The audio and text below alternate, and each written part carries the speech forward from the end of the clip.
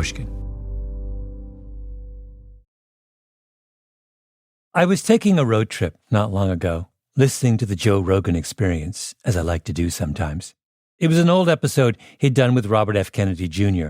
before he became U.S. Secretary for Health and Human Services, the man responsible for running a massive medical science administration. By the way, I was once on Joe Rogan. It was a while back. And from my experience that day, I came up with a theory, which is that all the good stuff happens in any Rogan interview as you approach hour 3, when the guest has finally adapted to Rogan's particular seductive rhythms and when all thoughts of the outside world have evaporated. If you listen to Rogan, in other words, you have to commit. And so on that car ride, I did.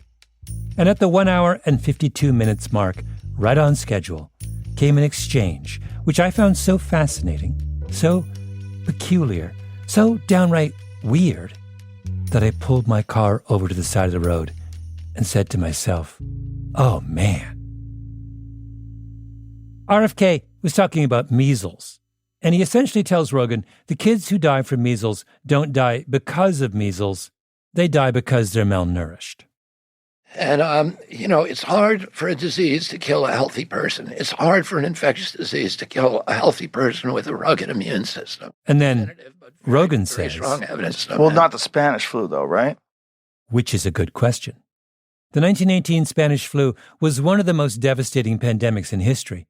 It killed as many as 100 million people, and an overwhelming number of its victims were healthy and relatively young adults, in sharp contrast to the normal influenza mortality pattern on preying on the old and the infirm.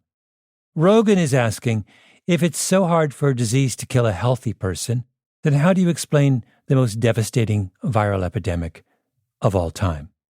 And Kennedy says, well, the Spanish flu was not a virus.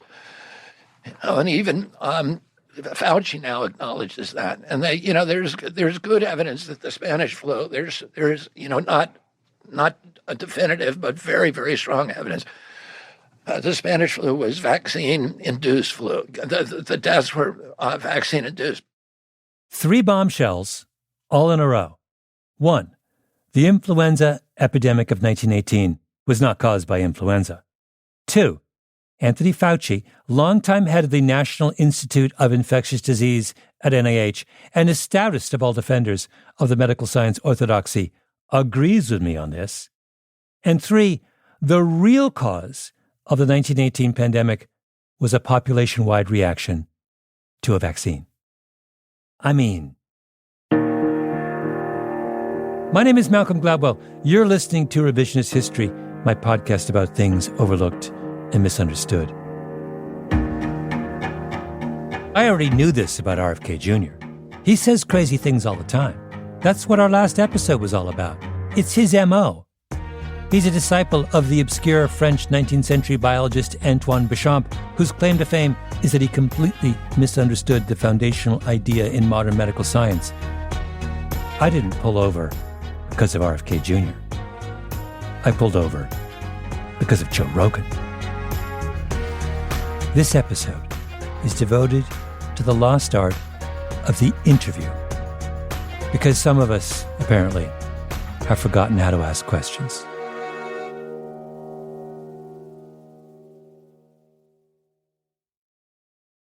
When I went on Joe Rogan, it was before he had moved to Austin. He still lived in Southern California and operated out of what seemed like an old airplane hangar somewhere deep in the Los Angeles suburbs. I can't tell you where exactly because I had to sign an NDA. But it was a vast, open structure full of weights, monster trucks, dogs, and exceedingly fit young men clutching energy drinks. The studio was in the middle of the room, inside what looked like a repurposed boxing ring. It was so much fun that if Rogan's people wanted me back, I would jump on a plane this evening, packing only a muscle shirt and a case of Red Bull to bring as a housewarming gift. I tell you all this just so you can imagine the scene. RFK Jr. is a weightlifter himself, barrel chest, biceps like big chunks of hormone-free, non-GMO ham. They're in the boxing ring, mano a mano. There's a tantalizing scent of testosterone in the air. and Kennedy just talks about all the things he likes to talk about. Autism, vaccines, refrigerated trucks, the Hudson River. Then he gets to the 1918 flu. Full disclosure, the 1918 flu is one of my very favorite subjects.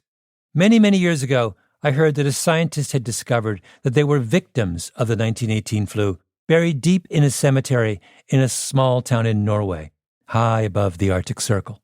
So there was a chance that they had been frozen ever since, meaning they could be dug up and intact samples of the 1918 virus could be extracted. This fact made me so deliriously happy that I convinced my editors at The New Yorker to fly me to Norway. New York to Oslo, Oslo to Tromsø, then across the Norwegian Sea from Tromsø to Longyearbyen, just so I could walk across the tundra and see the cemetery, which I did. Although I didn't linger because the guy at my hotel told me to watch out for polar bears. My point is, I'm down for any 1918 flu virus talk. What are you saying that the Spanish flu was? So Rogan asks his question about the 1918 flu. So far, so good. This is what an interviewer is supposed to do. What is the documentation? You said that Fauci has publicly admitted that it's not a flu? Fauci wrote an article in 2008, and that I'm pretty sure it's 2008, in which he acknowledged that it was not the flu that was killing those people. It was a bacteriological infection. And a bacteriological infection, these days, you could 100% cure all of it with an antibiotic. The article in question is immediately Googled. This is important to cover, right? So let's see if we can find this. Predominant role of bacterial pneumonia as cause of death in pandemic influenza implications. Of pandemic influenza preparedness. So what this is saying is that bacterial pneumonia was the cause of death. Let's read what he says, the results. Conclusions. The majority of deaths from the 1918-1919 influenza pandemic likely resulted directly from secondary bacterial pneumonia caused by common upper respiratory tract bacteria. A proposition has been advanced. Google has been summoned. The proposition has been verified. Oh my God, Mr. Virus himself, Tony Fauci, is peddling us a line of BS. Fauci goes on and on about viruses, but then you actually read one of his papers and he admits the biggest viral pandemic ever wasn't caused by a virus at all. It was caused by a runaway bacterial infection. Did you hear that sigh from Joe? There's always a moment on Joe Rogan where someone in a position of power really, really bums Joe out. But wait, did Fauci actually say that? When I heard Rogan read that conclusion, the word that jumped out for me was secondary.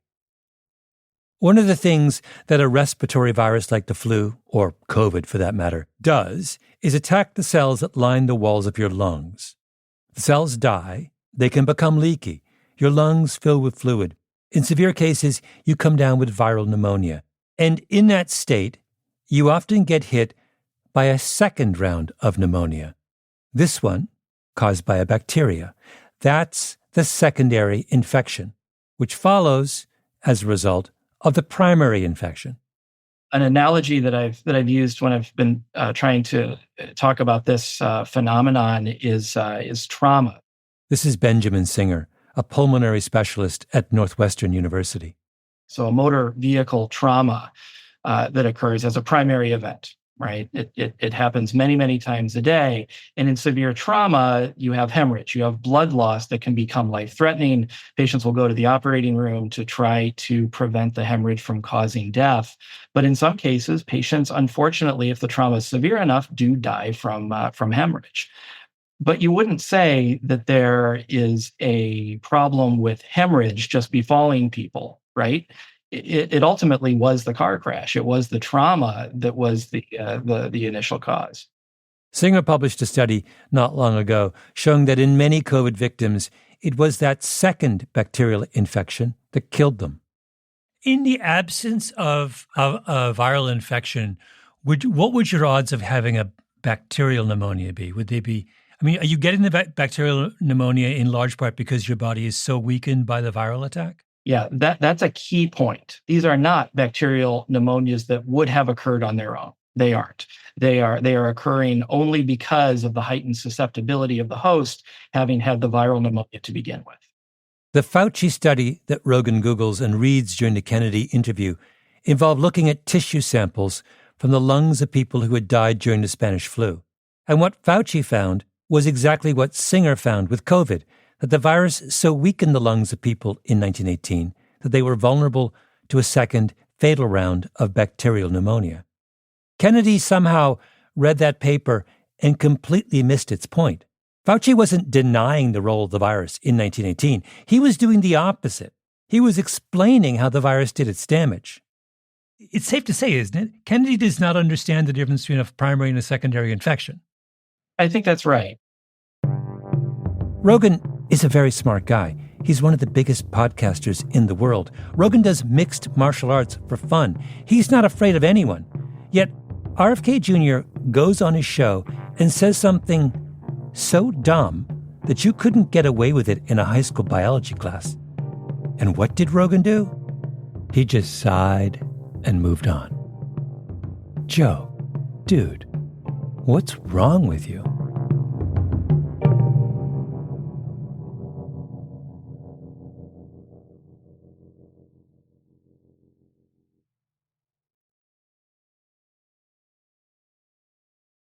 The most natural form of human interaction is the conversation.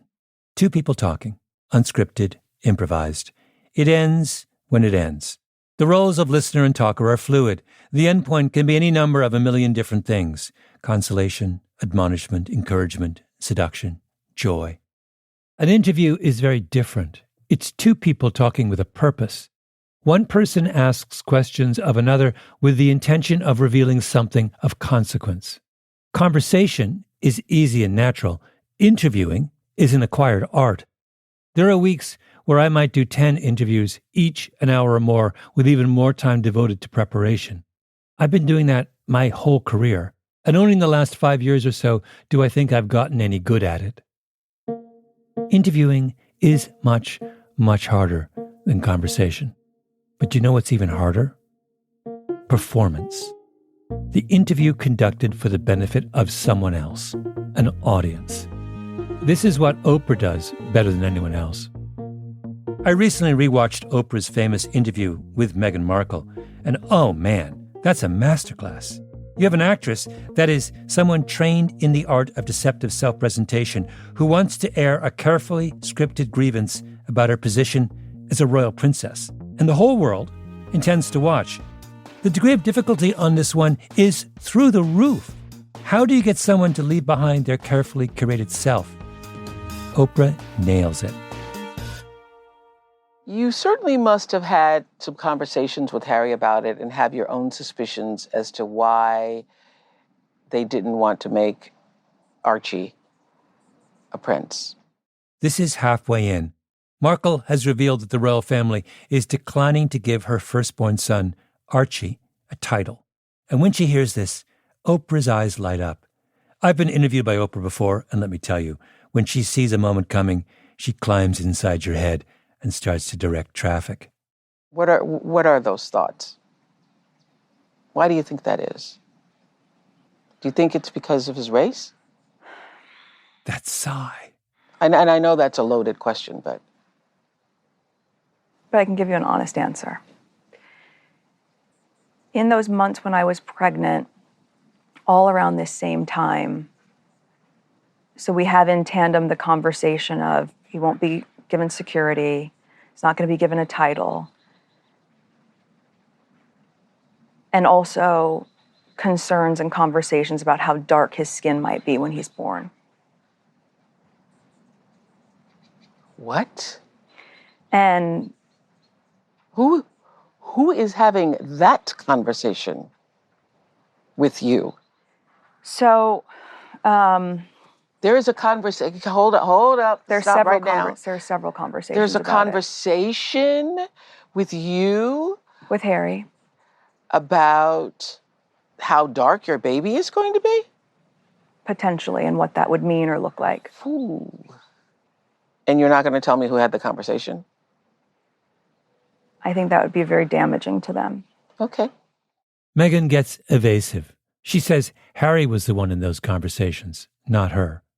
It was really hard to be able to see those as compartmentalized Because they were conversations. concerned that if he were too brown, that would be a problem. Are you saying that? I wasn't able to follow up with why. It's that last comment, of course, that is the most telling. I wasn't able to follow up with why. Markle has thus far presented an artfully constructed narrative of trivial grievances designed to turn her into Rapunzel locked in the lonely tower. But at that moment, Oprah gets her to give us a glimpse of something real. Somebody high up was worried that her child would be too brown, and Meghan wasn't able to follow up with why. Even the choice of words, follow up, like there was a brief call with the Queen about Archie's potential blackness, but Meghan wasn't able to get the Queen's people to schedule a Zoom to provide more details, so she let the whole thing slide. Oprah is so good. And she's good because she knows how to keep pulling on a thread to get past what seems like an obvious revelation to a second, deeper one. Okay, now let's listen to Joe Rogan interviewing Elon Musk. This was just after Musk had given what looked an awful lot like a stiff-armed Nazi salute at a Trump rally. And now the same idiots are calling you a Nazi. It's the most bizarre thing I've ever seen in my life. I mean, there's so many examples of people saying my heart goes out to you. Sure, you did it with a little enthusiasm that probably wouldn't be recommended with hindsight. Yes, but I was obviously meant in the most positive spirit possible. Yes, yeah, obviously. But it's so strange where people want to think that you are openly publicly doing secret Nazi Sieg Heil hand motions. And now I can never point at things diagonally. I can only point at things there and there. And then so you have to divide that. Yeah. Because that's where the spaceship is, over there. And it's ridiculous. It's ridiculous. It's absurd. It's so crazy. It's deliberate propaganda. Imagine for a moment what Oprah would do in that moment. Oprah would ask, if you didn't want to be called a Nazi, then why did you give a Nazi salute in front of thousands of people? She'd ask that question because that's what everyone was wondering when they saw the offending image. Oprah would have put Musk on the couch. Elon, we all know you're a genius, but we also know you're super sensitive. You spend all day on Twitter responding to your critics. So why would you do something so perfectly designed to be misunderstood? Can't you just hear Oprah saying that? But not Joe Rogan. With Musk sitting across the table from him, Rogan chooses to have the kind of conversation that you would have with a close friend late at night to console them after they have done something really stupid. You know what they did was stupid. They know what they did was stupid. But what are friends for? To help us sustain the pretense that what we did wasn't stupid at all. It was obviously not meant in a negative way. That I literally said, my heart goes out to you, and it was very positive. The entire speech was very positive.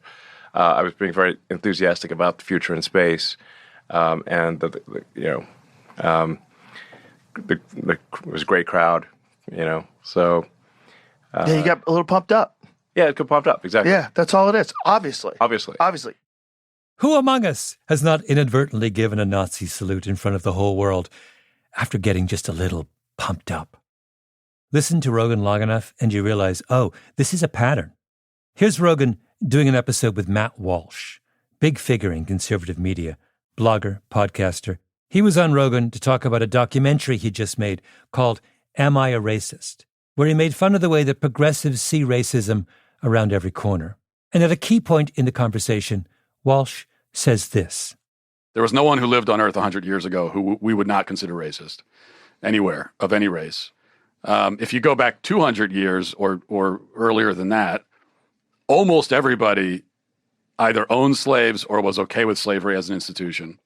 You go back 500 years, and there was nobody on the planet who considered slavery to be wrong fundamentally. They might have had issues with how slaves are treated in some context, but it took like thousands of years for it to ever even occur to a single human on Earth that slavery is actually fundamentally wrong.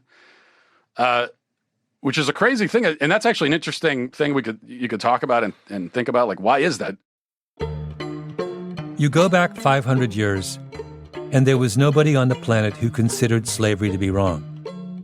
Now, once again, let us imagine Oprah in this moment. Oprah would have sat up straight. Oprah would have stopped him right there. Matt, there were lots of people 500 years ago who considered slavery to be wrong. Millions of them. Slaves. Exactly, right? You think Moses led the Israelites out of slavery in Egypt just because he thought the schools were better in the Promised Land? You think the millions of people who were brutally rounded up in West Africa, torn from their families and communities, marched onto slavery ships, and shipped overseas in brutal conditions were ambivalent about the social institution they were being forced to join? And why would Oprah have stopped Matt Walsh at that moment? Not just because she would have felt compelled to correct this spectacular bit of foolishness, but because her job, as she sees it, is to reveal something of importance about her subjects to her audience. And here was a golden opportunity. Do you want to know who Matt Walsh is? He is someone who constructed a history of slavery and forgot all about the slaves. But Joe Rogan, when presented with that same opportunity, just wants to sit and chat. Well, I've had friends that have a different perspective on the Obama situation. And my friend Willie was talking to me about this, and he was saying that what happened was when one thing that we can be sure of is that racists are real. And when Obama became president, those people became more emboldened. Obama? What does Obama have to do with this? And who's Willie? Willie Nelson? But of course, we never find out. It's none of our business. All of which is to say, the warning signs were there from the very beginning of the RFK Jr. interview. And so then we run into each other in Aspen. Just randomly. That was the weirdest moment because we were both staring at each other. Yeah. And then we almost did it like a full 360. Yeah. I noticed you walking. I'm like, it is. So I said, hey, what's up? It was just going to be the two of them in the room. The rest of us weren't invited.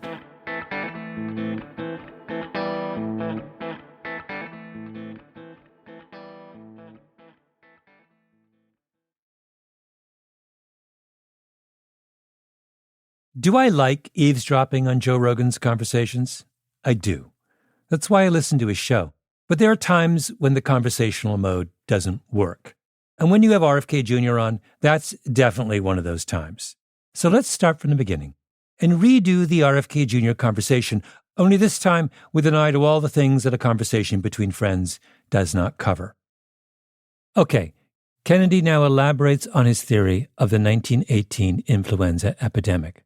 What caused all those bacterial infections that he believes were the real source of all those millions of deaths? You know, I read an article recently, and you can look up these articles pretty easily.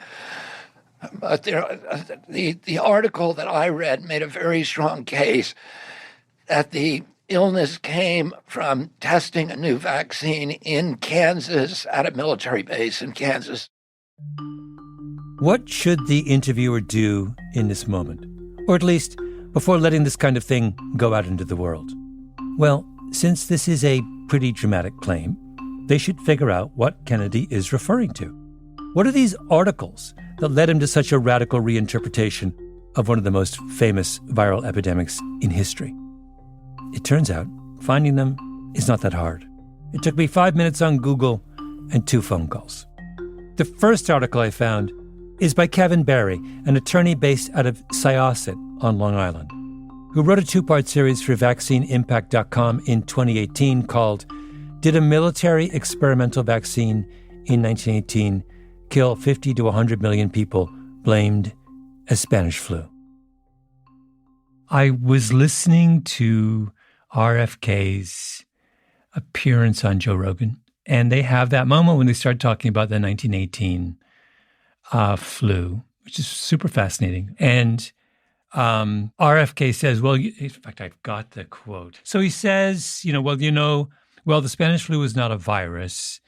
It was, he says, even Fauci now acknowledges that. But then he says, and I read an article recently, and you can look these articles pretty easily. The article that I read made a very strong case. The illness came from testing a new vaccine in Kansas at a military base in Kansas. Is that your article he's referring to? I'm not sure. It probably, as far as I know, that I wrote this in 2018, and I circulated it to my friends, and Bobby would have been on the list. Barry's article focuses on a trial for an experimental meningitis vaccine run by Dr. Frederick Gates, a first lieutenant in the Army's Medical Corps during the First World War, serving at Fort Riley, Kansas. That anti-meningitis study that they published came out, and that started me down the path of digging into it. Barry is convinced that the meningitis vaccine caused the Spanish flu, and that every scientist who has ever studied the 1918 pandemic has just missed this. I asked him what role, if any, he thought the influenza virus played in the 1918 influenza epidemic. Not a role that was a killer. But I think that the killer was the bacterial meningitis. That a lot of the conventional literature calls it a secondary infection. Oh, right. Remember the Fauci paper that Rogan Googled and misunderstood? Barry read it too. But like if you have the sniffles and a bullet goes through your head, did the sniffles kill you? or did the thing that ripped apart your lungs, right? This is source number one. Source number two, as far as I can tell, it's a chiropractor from Melbourne, Florida, named Sal Martingano, who wrote in his blog that this same rogue meningitis vaccine somehow got sent around the world in 1918, and then the whole thing was covered up by the pharmaceutical industry. They twisted it and turned it around. But the bottom line was they just killed half the population. I did deep dives with this stuff to try to, put it in perspective, but there's no way to put this in perspective. It was just downright ugly. So the conventional line about 1918 is that it was an H1N1 virus. And I'm curious we've isolated this virus from people who died in the pandemic. What role do you think that virus was playing in what happened in 1918? Probably nothing. The detailed reports on what was actually found are buried. This is like the Kennedy files. You try to find them. Good luck on that. You're not going to find it. If a friend tells you in private conversation that they have a nutty idea about the 1918 Spanish flu, maybe it's okay just to nod and smile. Because a friend is a friend, and we all have to tolerate the eccentricities of those closest to us. But when you have an audience in the tens of millions, and your friend is someone of real power and influence, then maybe it's not a bad idea to stop them and say, hold on, where are you getting this whole Kansas theory from? Because the way that RFK Jr. answers that question will tell us a lot about the way his mind works. And we're all very interested in the way his mind works. And then, when he tells you, you might just want to say something like, just so we're clear, Bobby, we have a century of biomedical science on one side of this question, and we have Kevin from Long Island and Sal from South Florida on the other, and you're going with Kevin and Sal? But Joe Rogan doesn't come close. He just rolls over in the middle of the road like a giant, tattooed, tightly muscled possum. Joe, you're breaking my heart.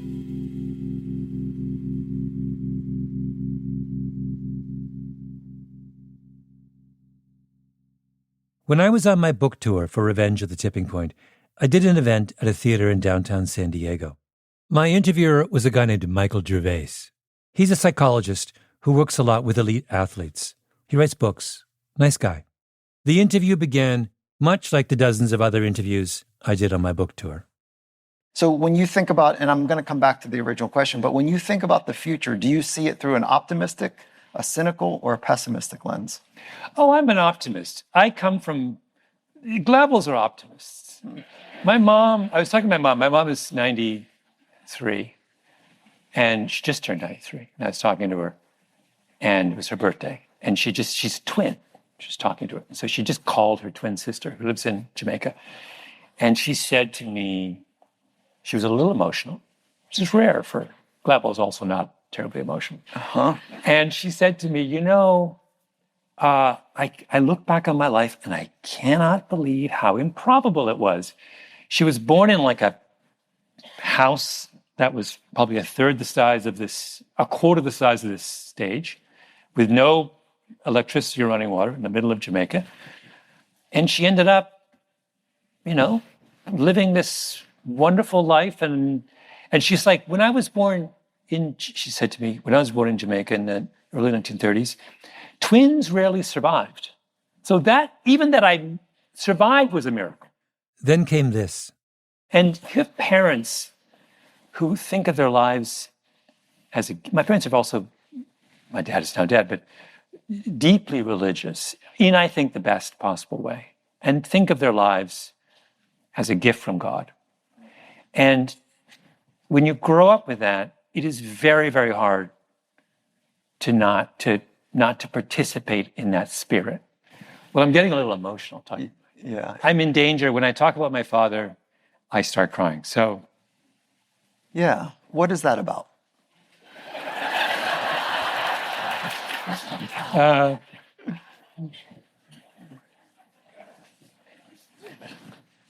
don't know. I'm sorry.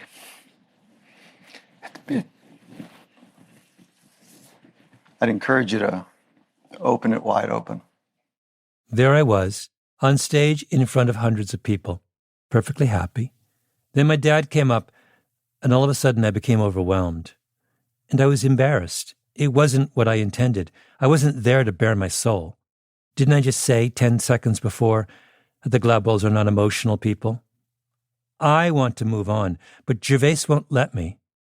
So off we go in an entirely new direction. I do cry every time. He's been gone 5 years, and a friend of mine said, two friends of mine said two very beautiful things that I've always remembered. One was a friend of mine who was writing something about his father, and he said, "My father died 20 years ago today. I know him better today than I did back then." And I think about that nearly every day, because I think I know him better now. And another thing a friend of mine said in trying to console me was that grief is the way we keep someone alive. Yeah. And it's a gift, in other words. Yeah. And I think I think I continue to grieve because I can't let it go. Subjects come to interviews with pre-rehearsed narratives, stories that have been told so many times that the ruts on the road have become deep and narrow. In a conversation, our partner gives us the freedom to follow the familiar path. They encourage and support with nods and smiles. But a performance is different. What the audience, the third party, demands and deserves is something more, a departure. I have a friend who's a screenwriter who always says the job of the storyteller is to defy the audience's expectations. That's absolutely right. To take the audience somewhere they didn't know they were going. And that's what Gervais was doing when he interrupted me. So, what did your dad teach you? I don't think he had that question in mind when he prepared for the interview.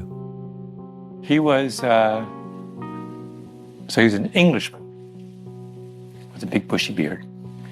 And he was such a stereotypical Englishman.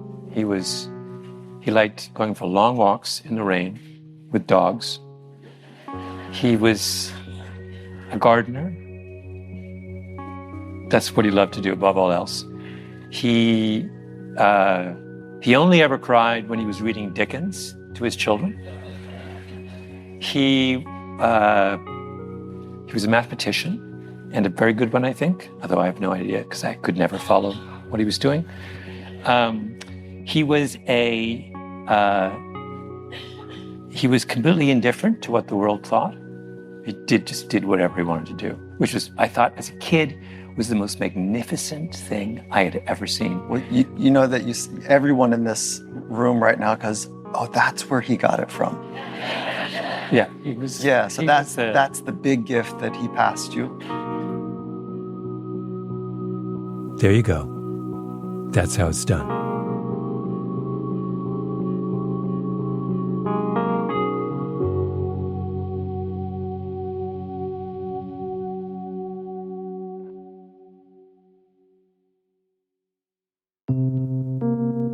Revisionist History is produced by Lucy Sullivan, Nina Bird-Lawrence, and Ben Nadaf Hafrey. Our editor is Karen Shakurji. Fact-checking by Kate Furby. Original scoring by Luis Guerra, Jake Gorski, and Ben Nadaf Hafrey. Mixing and mastering on this episode by Jake Gorski. Production support from Luke Lamond. Our executive producer is Jacob Smith. Special thanks to Sarah Nix and El Jefe, Greta Cohn. I'm Malcolm Gladwell.